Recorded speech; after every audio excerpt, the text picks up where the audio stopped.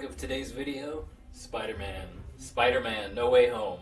I got invited opening day to go with some friends and watch it. It was fantastic. If you haven't seen it, go watch it. Great movie. Seems like the whole nation's catching spider fever, and I'm no exception. I've become, as my friends will tell you, a little obsessed with Spider-Man lately. It was really nice to see a theater packed full of people ready to watch a great superhero movie. And I'm not the guy that's going to spoil anything for you. I know the big question is, hey, is Tobey Maguire in the movie? Is Andrew Garfield going to be in the movie? Are there going to be other Spider-Man in the movie? I'm not going to answer that question for you.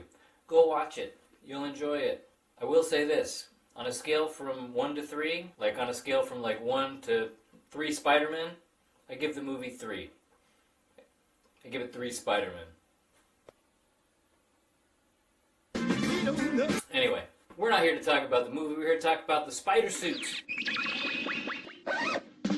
Watching No Way Home got me thinking about Spider-Man movies and my history and love of the character. Since I was like 4 or 5 years old, I remember really loving Spider-Man. He's always been my favorite superhero, like hands down my favorite superhero. I used to go to the park on the swing set, you know, you swing really high, and I remember doing Spidey hands and pretending like I was shooting my web when I jumped off the swing, and I would kind of imagine myself swinging off the swing set, swinging through the city. You know, you did it.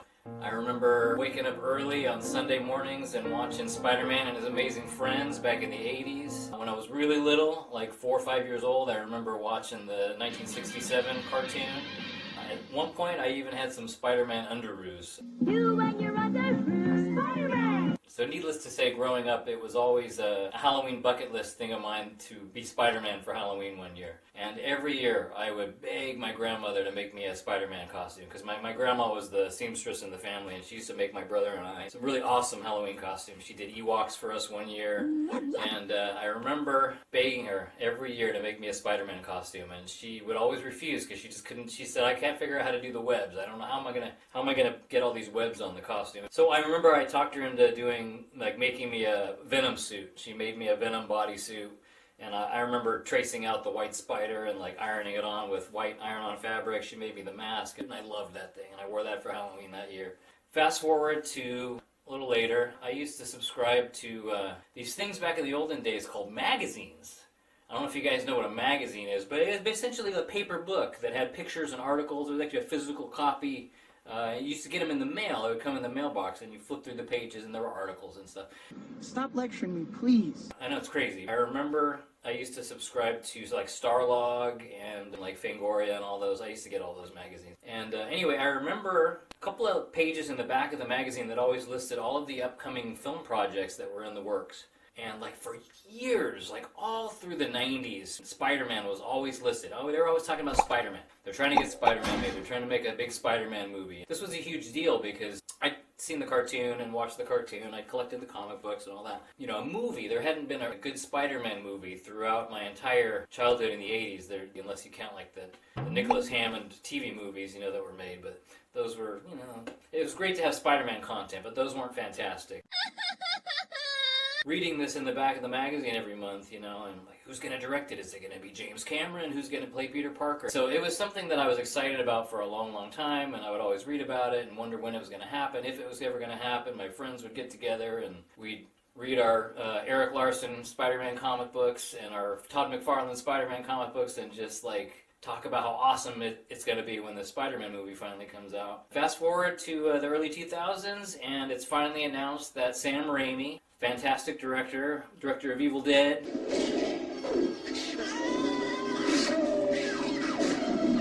Darkman,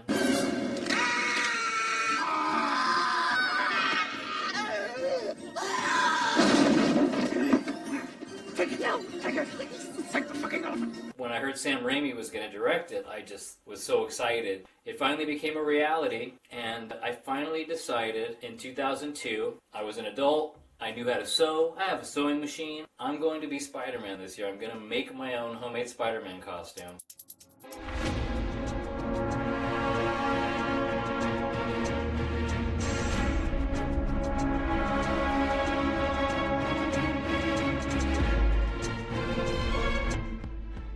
Now, disclaimer, the suit you're about to see is not a 100% accurate Tobey Maguire Spider-Man costume, and we'll talk about that after I dig it out. I also wanted the suit to have the same vibe as the Spider-Man suit that I grew up with. I didn't want it to lose the John Romita Sr. vibe. We're talking like my influences at that time were 90s artists, predominantly Eric Larson. I'm a Larson guy. To some degree, McFarlane, I guess, was an influence, but I always kind of found his stuff a little bit busy. I like his art style, but he puts a lot in the frame, man.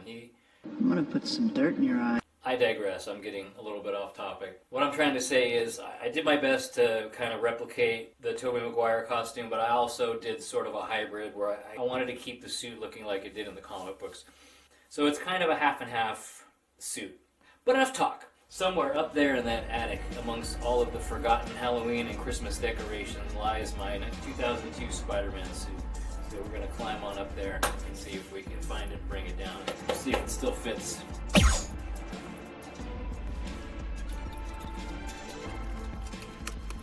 Oh, hi. You're already up here waiting for me. Well, here we are in my attic. I'm going to grab the camera and we'll start looking around for this thing. Oof. Oh, look at, there's my Evil Dead chainsaw. That is my Ash Williams chainsaw hand that I made. And I did that with a real chainsaw. Shoot, that's a separate video for a separate day. Let's see.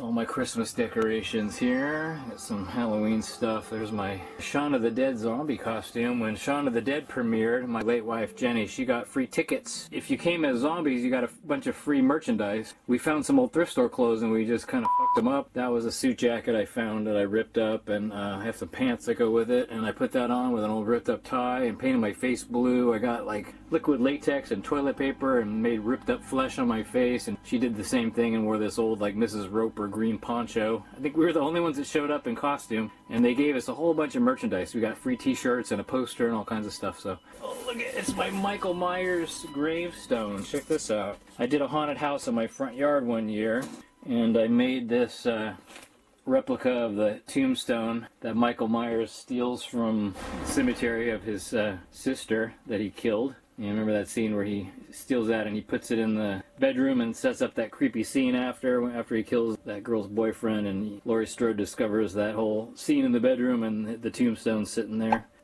Anyways, that was fun to make. Let's see. Oh, hey, look at that. That looks like a spider suit to me.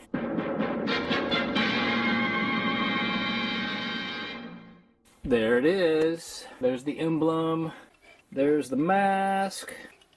Oh, look at that! I saved it! Look, that's the Entertainment Weekly magazine. That's the magazine I used for photo reference.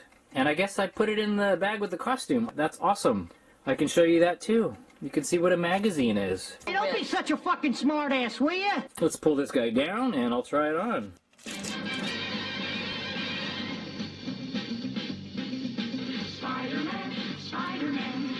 Alright. There she is. 100% homemade red spandex and some other various materials that I'll talk about, but let's go ahead and we'll try this sumbitch on here. But not while you watch, perverts.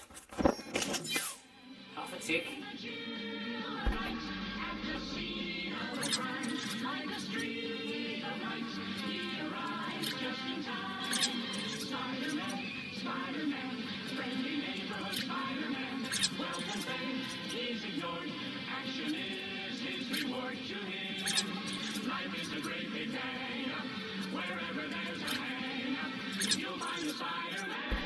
There are a lot of pieces to this costume.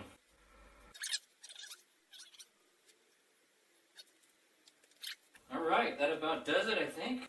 We're going to bring the camera back in here. That way you can get a better view and better lighting in the Sanctum Sanctorum. Can't believe I'm in the Sanctum Sanctorum. Otherwise known as my bathroom.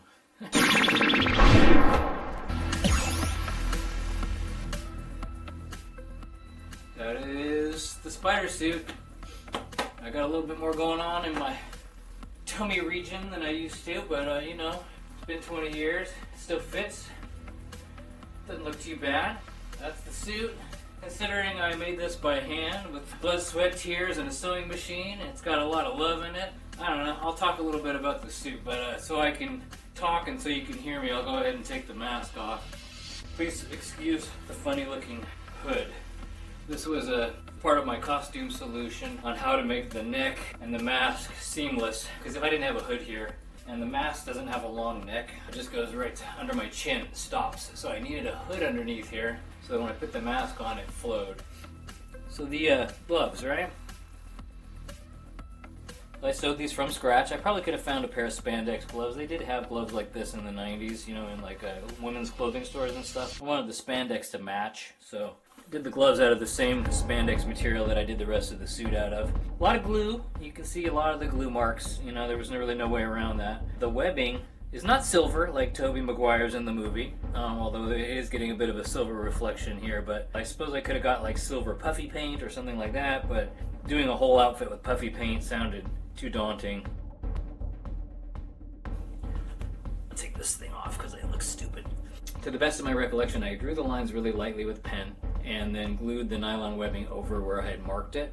It took a whole lot of nylon webbing. I think I probably bought every spool of this stuff that Joann's had on hand at the time. I kept buying rolls of it and it wasn't enough. I didn't know how much I needed, so I just kept buying more and more rolls. But one thing I didn't take into consideration, pardon me, that's better, when I started making this suit was that I couldn't glue the webs on without me wearing the costume, and I didn't have a mannequin or anything at the time to glue the webbing on. So literally what I had to do was put the costume on myself, and then my late wife, God bless her soul, she was the most patient person, and she was just as much into this kind of stuff as I was. She was definitely my partner in cosplay crime. But I would put the suit on, and we would stay up till like 2 or 3 in the morning for weeks on end, and she would just glue these webs onto the suit while I was wearing it. I remember being like falling asleep in a chair like 3 in the morning, wearing the mask, like zonking out, and her gluing the webs to the mask while I was falling asleep.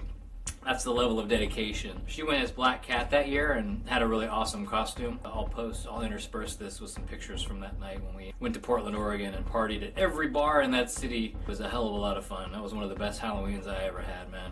We got a lot of compliments on our costumes. The emblem, let me stand up. I did my best to mimic the emblem on the Tobey Maguire suit.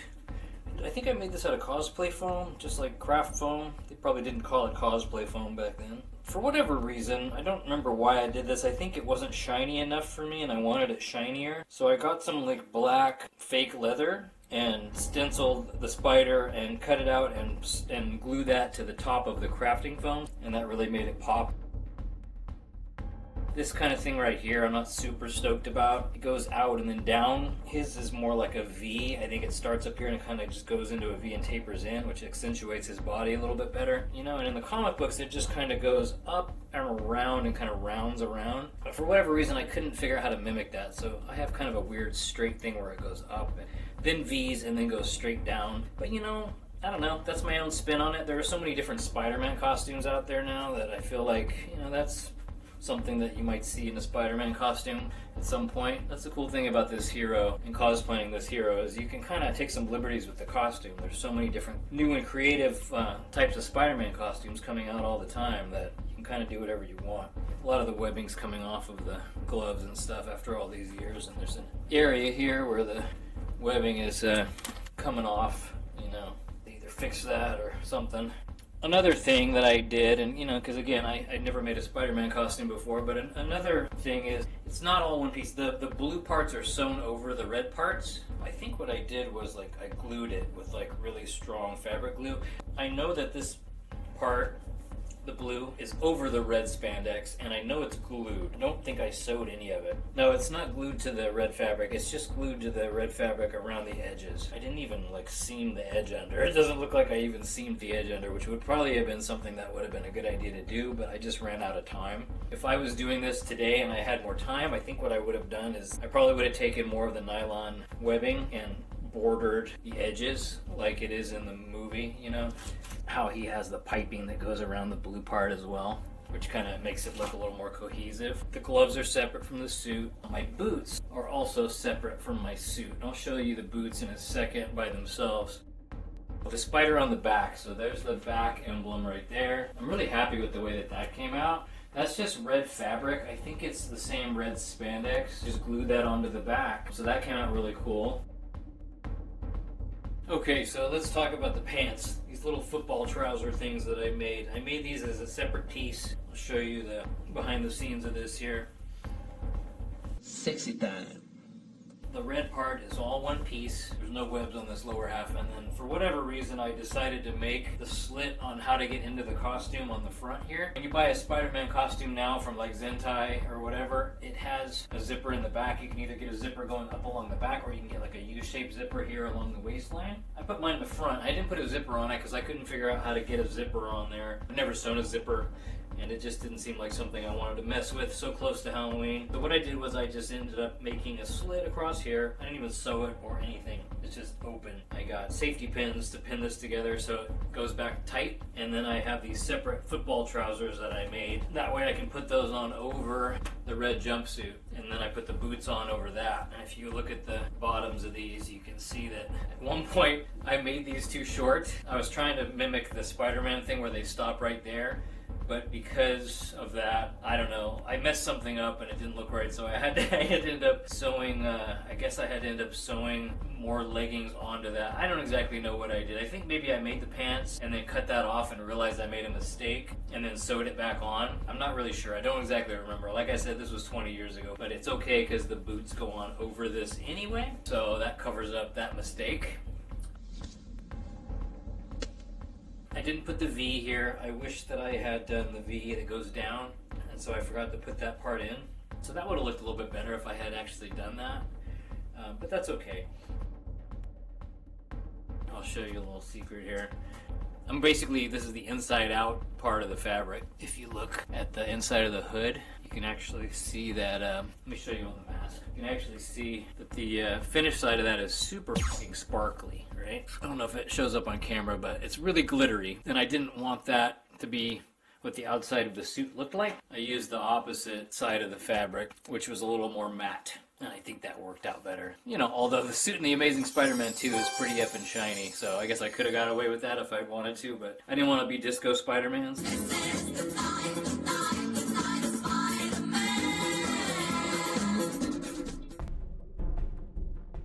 So I did what a lot of the modern Spidey suits do, and I actually found a pair of really cheap canvas flats, like, you know, we used to call them China flats. They're just canvas slip-on shoes. This was just a sock pattern. I think I just found like a boot or a sock pattern and sewed the boots that way. And then I got those canvas flats and I put them right inside of the sock and glued it to the inside bottom of the boot. So it's basically just a flat sole inside of here. And then I realized that if I walked around on that, there would be spandex on the outside and that would rip through that. I needed something on the bottom. So I just got some leather and glued it to the bottom of the shoe. Canvas flat shoe inside the boot, and then a piece of leather in the same shape as the sole of the canvas shoe on the outside. So I sandwiched those together, and then the spandex is between that. I walked around on that in the streets of Portland all night long, and that held up really well. That took a lot of abuse, and there's still more life in them. Now we'll talk about the best part, the mask. Here's the mask. The best way that I could do the lenses at the time, my Venom costume that my grandmother made me, or my symbiote Spidey costume, it had white mesh for the eyes. I remember wearing that thing and making movies with it in high school. We used to make these little movies and I would dress in the Venom costume, or I had a Superman costume that my grandmother made for me, so I would dress like Superman and we'd have other people dressed like symbiote Spidey. We make these little superhero movies. Yes, I know DC and Marvel are separate universes, but you know, we were in middle school and it was for fun.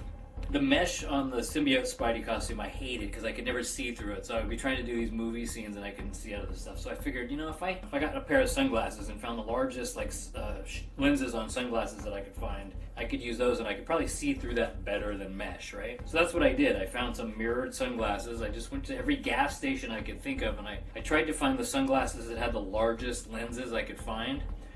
Now they make sunglasses today with like huge like Bono lenses that look like bug eyes, you know, but at the time in my little town I couldn't find anything larger than these. So these were like literally the largest lenses I could locate. And they were shaped kind of right. They had sort of a Spider-Man shape already. I did try and mimic the shape of the Tobey Maguire eyes. You can probably tell that I do my best to mimic that shape. The reason they don't look 100% like the Tobey Maguire eyes, there's a couple of reasons for that. One, The lenses are curved on these sunglasses. Tobey Maguire's on the Spider-Man costume aren't really that curved. I also made the black part too thick. I probably should have made that a little thinner. More like the Romita comic book or like a Spider-Man comic book where the black part on the outside is a little thicker. Again, it's a different take on Spidey. It didn't capture it 100%, but I'm still pretty happy and stoked about the way it came out. And this is just cosplay foam, by the way. So the pattern for the mask, I literally went to like Evangeline's Costume Mansion. It's this really awesome costume shop in Old Sacramento. And I found a cheap $3 luchador mask. And I deconstructed it. I took the seams out, laid it flat, and reverse engineered the pattern on that. And then cut it out with my red fabric and just sewed my own version of the mask. So that's literally like a Mexican wrestler mask.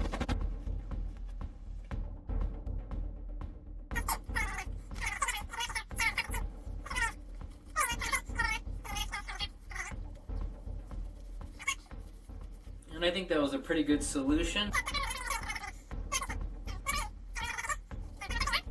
Pretty seamless. And then having a shallow neckline on the mask meant I could get it over my head easily without having to have a zipper. Because again, like I said, I don't really do zippers. If I ever wanted to do a Daredevil costume, I could probably do it the same way. Classic Daredevil, right? The other good thing about having the hood is that it's just another layer of warmth for me if I'm outside, which I was in Portland on Halloween and it was a little chilly. Also, it kind of presses my ears down, so when I'm wearing the mask, it's one more layer that makes the head look a little more rounded and ham-shaped, and you don't see my ears sticking out as much. Which, you know, as we all know, when you cosplay Spider-Man, the mask, if you don't have a face shell or something, you see your mouth, you see your nose, you see your, you know, your ears sticking out and everything like that. That's one thing I'm doing next. I ordered a cheap Spider-Man toy mask, and I'm going to try to make my own face shell. So I have a feeling there's going to be more Spider-Man cosplay in my future. Entertainment Weekly magazine, April 26th of 2002.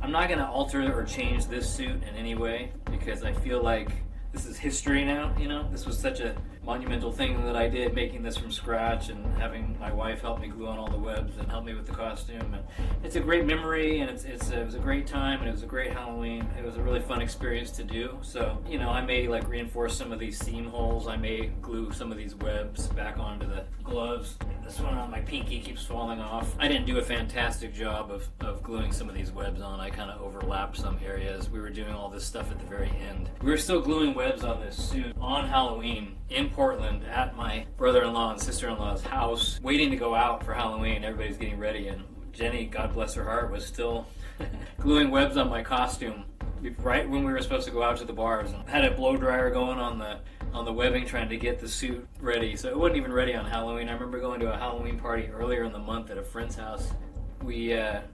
Well, first of all, everybody kept wanting to try the mask on, so I think that mask went on everybody's face at that party. Like, when you dress like Spider-Man, everybody wants to try the costume on, you know. I went to that party, there were no webs on my chest. My emblem was there, but there were no chest webs. It was like the gloves didn't have any webs on it, but, you know, you get invited to Halloween parties, you gotta go, right? Fucking A. So it was half finished up until halfway through the night of Halloween, and somehow we pulled it off.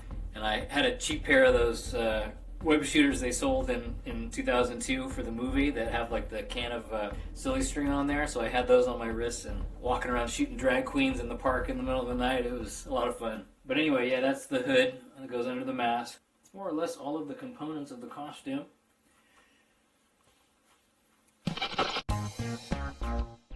Anyway guys, that's my Spider-Man suit that I made in 2002, completely from scratch. First time trying it on in about 20 years, and it still fits, more or less.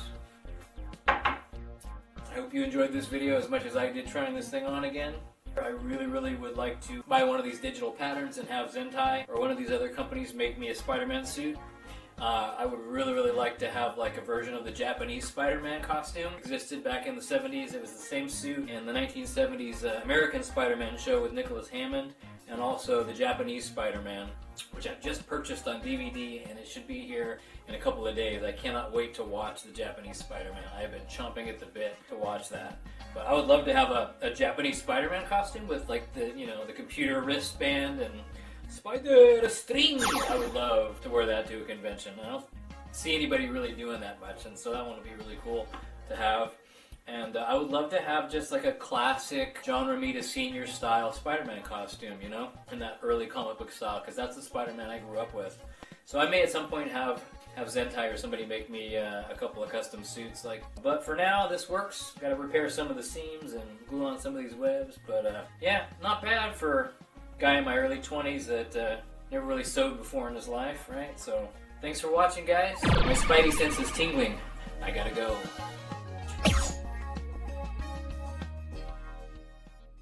And go see Spider-Man No Way Home. Seriously, go see it.